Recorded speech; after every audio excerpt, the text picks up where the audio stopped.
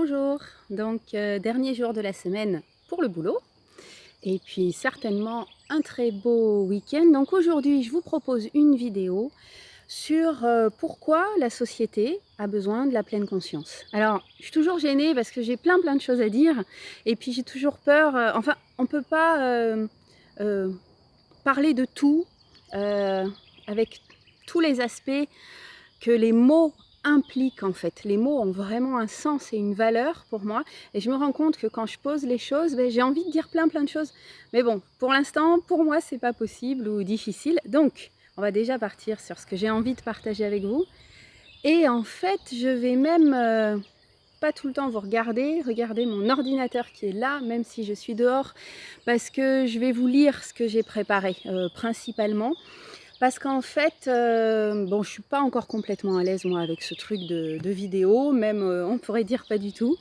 Et du coup, aussi, en fait, du coup, je maîtrise vraiment mon sujet, mais j'ai toujours l'impression d'omettre, d'oublier certaines choses, d'avoir voulu dire un truc et de pas le dire complètement. Hop, je cherche à m'asseoir correctement. Et puis du coup, ça me frustre. Et en fait, en tant que zèbre, hein, maintenant on est plein, ça commence à être connu. Et on a, vous savez, ce qu'on appelle la pensée en arborescence. C'est-à-dire qu'en fait, c'est comme voilà, les branches d'un arbre. Ça part dans tous les sens et ça fait une globalité. Et en fait, moi, entre le ressenti, ce que j'ai envie de vous exprimer, et la finalité globale, le résultat, qui me semble clair, toutes les petites étapes, et ben ça c'est difficile à expliquer. Et en fait, quand on fait une vidéo, quand on veut parler d'un sujet, c'est toutes ces petites étapes. Donc aujourd'hui, j'ai écrit quelque chose et je vais vous le lire. Et voilà, je vais essayer de tourner la tête pour continuer à vous parler. Bon, allez, assez traîné. Du coup, c'est parti. Donc pourquoi la pleine conscience a besoin de la société? C'est pas ça. Pourquoi la société a besoin de la pleine conscience? Une thérapeute que je connais bien m'a mise en lien petit à petit avec ce qu'on appelle l'enfant intérieur. Et enfin, ce qui est l'enfant intérieur. Et en fait, avec l'enfant intérieur, il y a le bourreau. C'est un schéma structurel qui est présent chez tout le monde. À la base, le bourreau, il est censé nous protéger de nos traumatismes de l'enfance. En fait, vous savez, dans la petite enfance, beaucoup de choses se jouent dans notre construction, en fait, dans ce qu'on va devenir, comment on va aborder les situations et ce qui va nous forger. Et en fait, ce bourreau, il est censé nous protéger de ce qui nous fait peur, de ce qui nous terrorise, de ce qui nous fait mal à la base. Ça, c'est une chose. Mais en fait, il érige des protections qui, en grandissant et en étant adulte après, peuvent s'avérer infranchissables pour réaliser notre vie selon nos souhaits, en fait, pour avancer. Et j'ai réfléchi au syndrome de Stockholm qui dit en fait que la victime tombe amoureuse de son bourreau, s'identifie ainsi à ce que le bourreau va proposer comme réalité. En fait, dans cette notion de bourreau, il faut savoir qu'il y a une réalité qui est tronquée parce qu'on part à partir de notre peur. Ok. Du coup, j'ai réalisé pour moi que, alors vous l'avez peut-être déjà fait vous, mais pas tout le monde, j'en suis sûre. J'ai réalisé que, en fait, la société fonctionne exactement de la même façon. Notre société de consommation, qui repose sur un système capitaliste, est à l'image de notre bourreau et pour la majorité d'entre nous, nous l'entretenons. En bonne victime, mais dégage l'hélicoptère. La pollution sonore quand on vit à la campagne est quelque chose d'horrible. On passe à autre chose. Et donc oui, j'ai réalisé que dans la société, on fonctionne de la même façon. En bonne victime, nous aimons notre bourreau, ou du moins, nous pensons que la réalité qui nous est proposée, c'est la seule réalité possible, même si cela crée énormément de souffrance pour nous et pour les autres. Et de même, dans cette image, en fait, on a l'impression, moi, quand je parle avec les gens, donc là, je fais toujours des généralités, on est bien d'accord, mais au niveau lambda, les gens disent « oui, c'est dur, oui, on se plaint. Il paraît que les Français, on se plaint beaucoup. J'en sais rien, j'ai horreur de toutes ces catégorisations. Mais oui, oui, voilà, on se plaint et tout. Mais ça peut pas être autrement. Quand il y a des nouvelles règles qui arrivent, là, comme cette année, avec les contrôles techniques, des trucs complètement abusifs qui vont mettre plein de gens dans la merde, ah bah oui, mais bah voilà, les gens, ils vont juste aller se plier parce qu'en fait, ils aiment leur bourreau. Et même si ça fait souffrir, et, bah, la peur de défaire les murailles et de passer à autre chose est trop énorme. Surtout qu'en plus, après, on est englué dans les crédits, le travail. Enfin, beaucoup, beaucoup de choses me viennent dans la tête. Le vrai problème pour moi aujourd'hui, l'un des vrais problèmes et un énorme problème de notre société actuelle, c'est que pour moi, on vit un phénomène de déshumanisation sans précédent. On n'a jamais vu ça parce que c'est aussi dû à la technologie d'aujourd'hui. Donc il y a des très bonnes choses dans la technologie, je ne fais pas la critique de tout ce qui existe aujourd'hui, mais juste on est dans des extrêmes. Et donc voilà, la technologie extrême dans laquelle est englué tout le système administratif en plus. En fait, on a de moins en moins la possibilité de mener nos vies avec nos propres choix, avec des échanges, avec des rapports humains, des conséquences humaines sur base de nos ressentis, de notre cœur, de notre propre intelligence, de notre libre arbitre, etc. En fait, tout ça, ça nous est petit à petit enlevé et il y a un extrême là-dedans au niveau qui est possible avec la technologie et l'enfermement administratif. Ce n'est pas les seules causes, mais pour moi, ce sont des causes qui sont importantes. Et nous sommes des êtres humains et on est en train de passer à la robotisation de l'esprit. Enfin, peut-être le terme n'est pas bon, mais voilà, phénomène de déshumanisation sans précédent. Et la société de consommation, avec tous les avantages qu'elle a pu avoir à ses débuts, bien sûr, moi je me rappelle toujours de ma grand-mère qui disait que la machine à laver, ça a été une des plus grandes libérations pour la femme, je veux bien le comprendre, mais elle nous pousse à développer, elle nous a poussé à développer tellement d'individualisme que, en fait, on a oublié qu'il est possible de vivre autrement. Et au jour d'aujourd'hui, dans cette société soi-disant libre, soi-disant démocratie, là on sait bien quand même que ça bouge, où l'on peut tout réaliser, soi-disant société libre, c'est le principe même du capitalisme. Celui qui veut peut, celui qui n'y arrive pas, c'est parce qu'il ne s'est pas donné les moyens, quoi. Ça veut dire que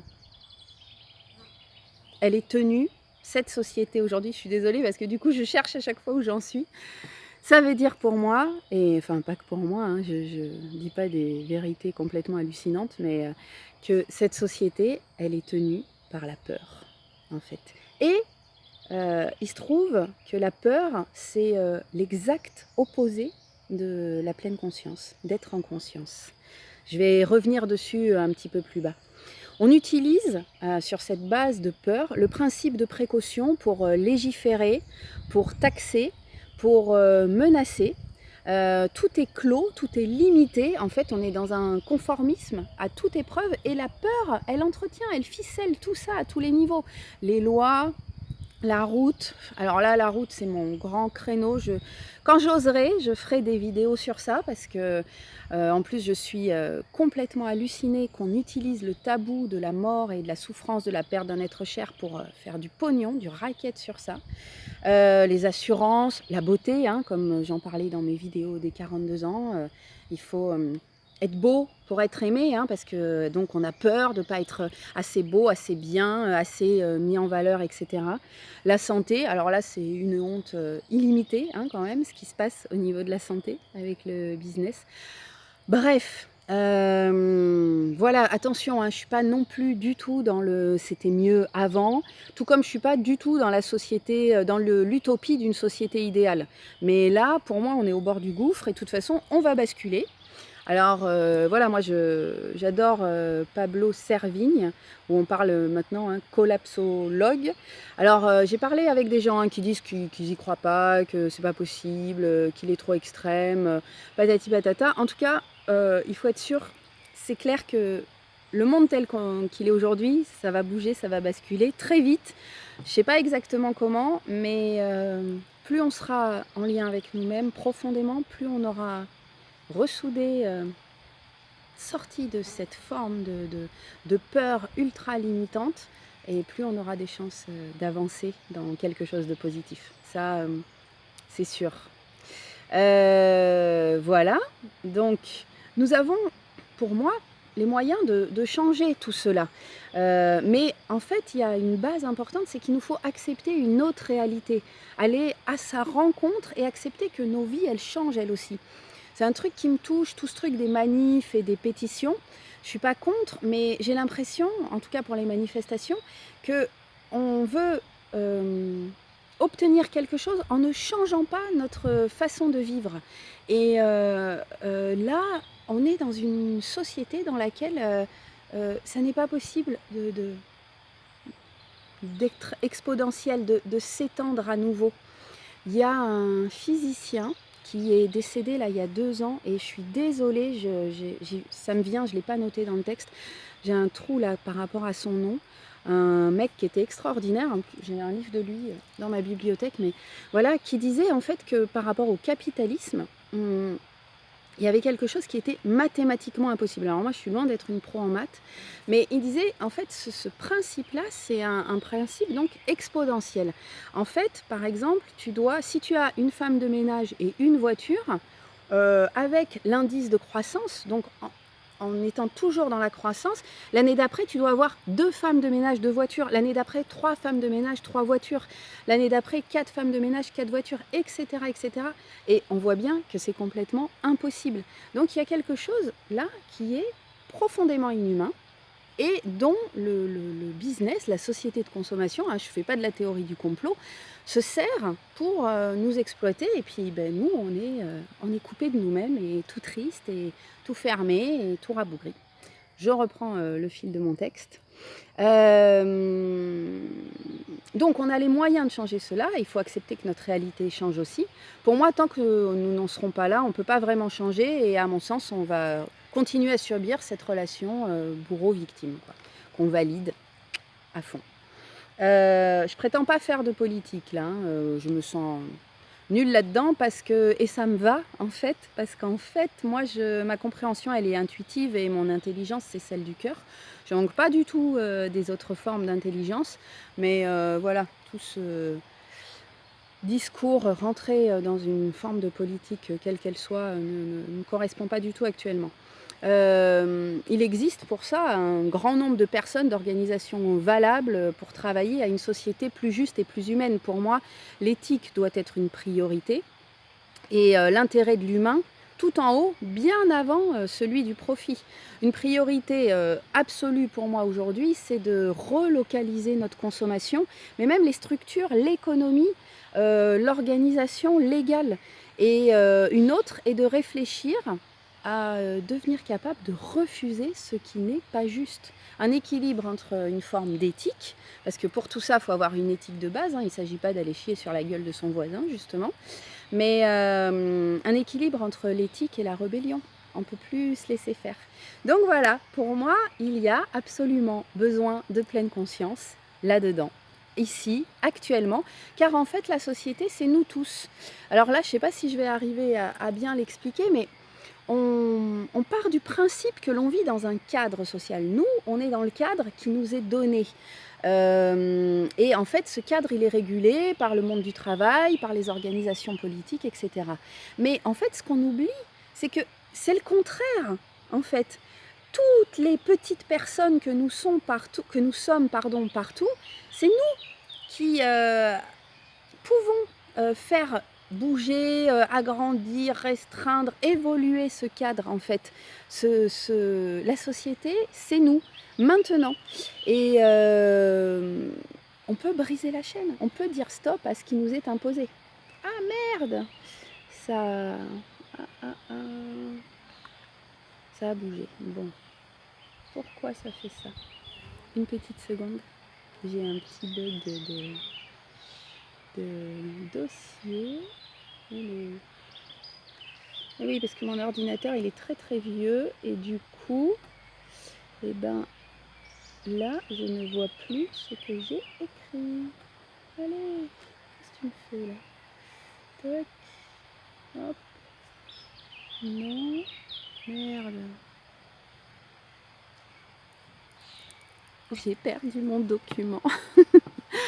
J'ai perdu mon document et du coup, bah, je vais faire une pause et bah, je mettrai la vidéo en 2 fois.